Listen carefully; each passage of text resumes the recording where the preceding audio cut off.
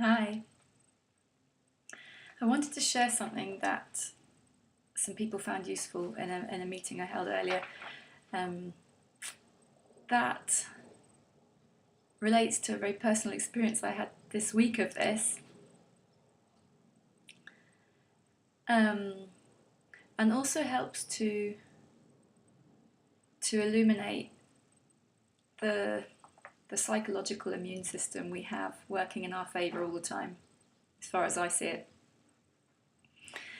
So let me just share a little story because we had our parent teachers meeting at my son's school this week, and during the meeting there was some talk about the fact that maybe he needs possibly some additional support, behavioural support. We don't know whether it's behavioural or what it is, but it was an interesting conversation because as his mum and having observed him for the last 4.5 years, I've always had my suspicions, and so it was a meeting that was very that was kind of relieving in some ways that this stuff's now being talked about openly, but also, we felt a bit shaky after it because we were launching ourselves off into a new normal, into the unknown, if you like, on this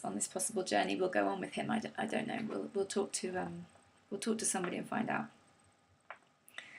But the reason I'm telling you this is because after we'd had this meeting with the teacher, my husband and I went off for a coffee, and it was so fascinating watching my thinking going, up and down and in and out, and along with that, of course, my feelings were changing because thought and feeling are like that, as we know,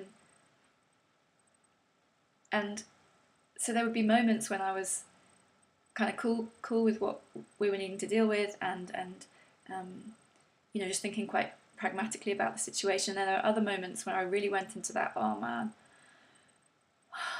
I wish this wasn't happening. I wish we just had an easy, normal child.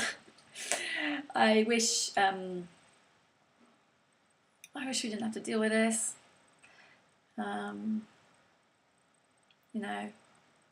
If only we'd had a different kind of child. All these thoughts, and of course they came with real suffering, real psychological suffering, emotional suffering. Lots of feelings: sadness, frustration, regret, whatever. They were all there, alongside those thoughts. And I really swung in it. I watched myself swinging in and out of this, in and out of sort of that what if state of mind, and then swinging back into the what is state of mind, as I think of it. And it really reminded me of how brilliantly well designed we are, all of us, for what is, for reality, for the present, and how poorly we do when we head into what if, the future, the past, the whatever, la la land, wish land, whatever you want to call it. When we're not in what is, when we're in what if, we suffer. Which sounds a rather dramatic word to use, but I was suffering. And the other thing that's interesting to me about going to that place, that what if place, is that whenever I do that, I always feel very sort of resourceless. Like I feel very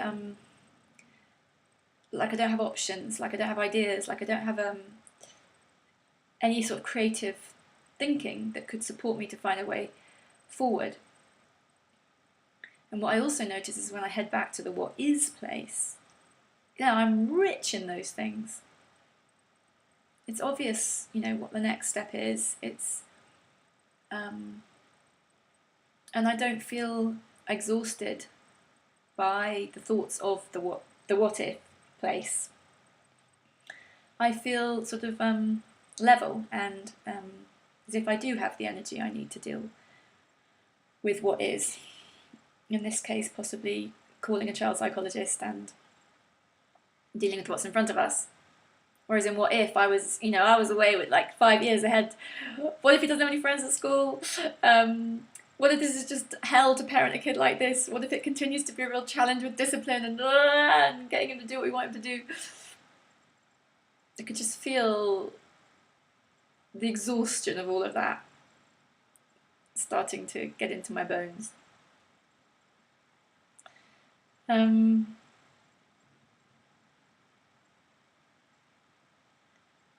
So, I guess in summary, it reminds me again that humans are